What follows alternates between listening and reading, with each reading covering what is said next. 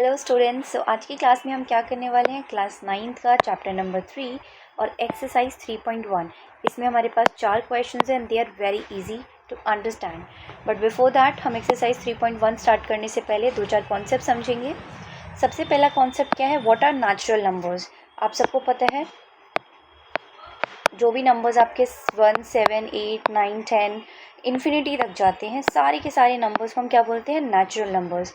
इसी natural number में अगर मैं एक ज़ीरो ऐड कर दूंगी तो ये क्या बन जाते हैं, आपके होल नंबर्स।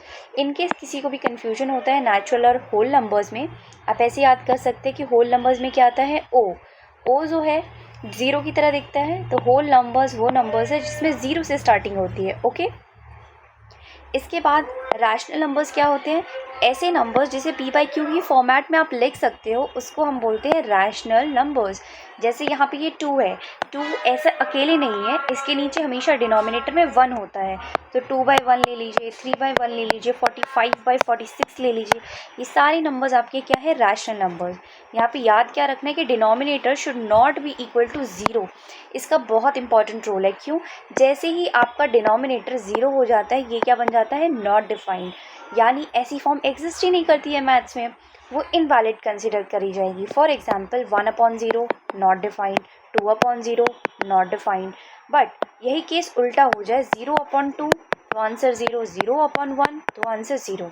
अगर आपको ये याद रखने में भी दिक्कत है कि कौन सा नॉट डिफाइंड है और कौन सा 0 है, तो इसके लिए भी एक ट्रिक है। क्या आप ऐसे सोचिए कि जो बॉल है, आप उस बॉल को क्या हाथों में पकड़ सकते हैं, तो यस इट इज़ पॉसिबल, तो आंसर क्या आएगा आपका 0। बट क्या उस बॉल पर खड़े हो सकते हो, नहीं, आप गिर जाएंगे, तो ये नॉट पॉसिबल हो जाएगा। तो नॉट पॉसिबल यानी नॉट डिफाइंड का केस। ओके, तो अगर न्यूमरेटर में 0 है तो आंसर क्या आने वाला है, 0। अगर डिनोमिनेटर में 0 है तब आंसर क्या आने वाला है, नॉट डिफाइंड। ये नॉट डिफाइंड का सिंबल होता है, ठीक है, नॉट डिफाइंड। रैशनल नंबर्स हम आगे के चैप्टर्स में पढ़ेंगे। अभी हम स्टार्ट करते हैं exercise 3.1। Although I recorded the video और समहाउ ये रिकॉर्ड नहीं हुआ, सो ऑलरेडी रिटन टेक्स्ट है, मैं आपको समझा देती हूँ, ठीक है।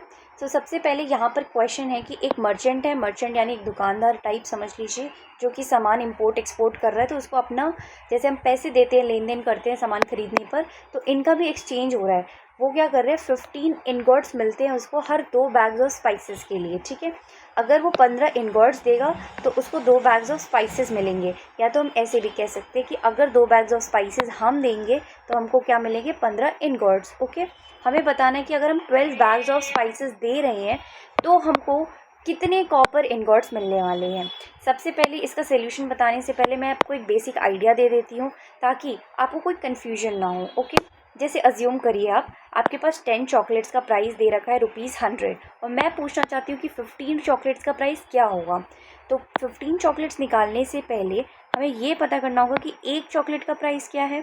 एक चॉकलेट का प्राइस निकालने के लिए हमने क्या किया, जो 10 चॉकलेट्स का प्राइस है उसको हर एक यूनिट से डिवाइड कर दिया, दैट इज़ योर 10, 100/10। उसकी वजह से हमें ये पता चल गया कि एक चॉकलेट का प्राइस कितना है, दैट इज़ योर ₹10। तो अगर मुझे अब एक चॉकलेट का प्राइस पता है तो मैं 15 चॉकलेट्स का भी बता सकती हूँ, 20 का भी बता सकती हूँ, 100 का भी बता सकती हूँ, 150 का भी बता सकती हूँ, एनी नंबर ऑफ चॉकलेट्स। यानी रूल क्या है कि जो भी गिवन डेटा है उससे आप 1 यूनिट का डेटा निकालिए और फिर जो भी क्वेश्चन में पूछा गया आप बता सकते हैं। ओके, तो जैसे हमारे पास क्या दे रखा है, ये वाला रिलेशन ऑलरेडी दिया हुआ है कि 15 को इनगॉट्स किसके बराबर है, 2 बैग्स ऑफ स्पाइसेस का। अब क्योंकि मुझे 12 बैग्स ऑफ स्पाइसेस का चाहिए तो मैं 1 बैग ऑफ स्पाइसेस कैलकुलेट कर लूँगी। ये रहा आपका 1 बैग ऑफ स्पाइस, ये क्या हो जाएगा, 15 यहीं पर रह जाएगा, 2 यहाँ डिवाइड में आ जाएगा क्योंकि ये यहाँ मल्टीप्लाई में 2 इंटू बैग्स ऑफ स्पाइसेस, तो 2 यहाँ डिवाइड में है, तो ये क्या बन गया 15/2। अब मेरे पास 1 यूनिट का पता चल गया तो मैं कितनी भी यूनिट्स का निकाल सकती हूँ। तो यहाँ मुझे 12 यूनिट्स रिक्वायर्ड थी, तो 12 बैग्स कितने हो जाएंगे, 15 डिवाइडेड बाई 2 मल्टीप्लाई बाई 12। आप इसको सॉल्व करेंगे, हमारा आंसर क्या आ जाएगा, 90 इनगॉट्स। Okay, understood. अब हम आते हैं नेक्स्ट क्वेश्चन पे। इस क्वेश्चन को समझने के लिए हम थोड़ा सा बेसिक्स में जाते हैं। आपने सुना होगा इवन नंबर्स के बारे में, आपने सुना होगा ऑड नंबर्स के बारे में, ठीक है। तो अगर मैं लिखती हूँ 2, 4, 6, 8 और मैं पूछती हूँ उसके आगे के नंबर्स क्या होंगे, तो आप मुझे बहुत आराम से बता दोगे कि येस मैम यहाँ पे 2-2 का गैप आ रहा है, यानी 8 + 2 करेंगे तो 10 आ गया, 10 में +2 करेंगे तो 12 आ जाएगा, 12 में +2 करेंगे तो क्या आ जाएगा, 14 आ जाएगा। तो ये मेरे को ऑड नंबर की सीरीज़ मिल गई। ऐसी अगर मेरे पास इवन नंबर्स के अलावा ऑड नंबर की सीरीज़ हो, जैसे 3 हो जाए, देन 5 हो जाए, देन 7 हो जाए, 9 हो जाए, तो मैं यहाँ पे +2 कर रही हूँ और मुझे सारे के सारे ऑड नंबर्स मिल रहे हैं। तो मैं नेक्स्ट 3 नंबर्स भी निकाल सकती हूँ बाय एडिंग 2। बट यहाँ पे ध्यान क्या देना है कि हम सेम नंबर्स ऐड कर रहे हैं। तो हमें यही बोला गया है क्वेश्चन में कि ये सीरीज़ दे रखी है, इसके आगे के 3 नंबर्स लिखने हैं। बट उसके लिए मुझे ये पहचानना पड़ेगा कि ये नंबर्स हैं कौन से। ठीक है, तो मैंने देखा 11 से 13 जाने में मुझे कितना प्लस करना पड़ रहा है, +2। 17 से 19 में +2, बट 13 से 17 जाने में +4। यानी ये रूल तो अप्लाई नहीं हो पा रहा। यानी +2 अप्लाई होता तो मैं आराम से +2 करके सारे नंबर्स बता देती। बट यहाँ पे ऐसा कुछ नहीं हो रहा है, यहाँ कुछ और हो रहा है। क्या आप प्राइम नंबर्स के बारे में जानते हैं? ये वही है। प्राइम नंबर्स कौन से नंबर्स होते हैं?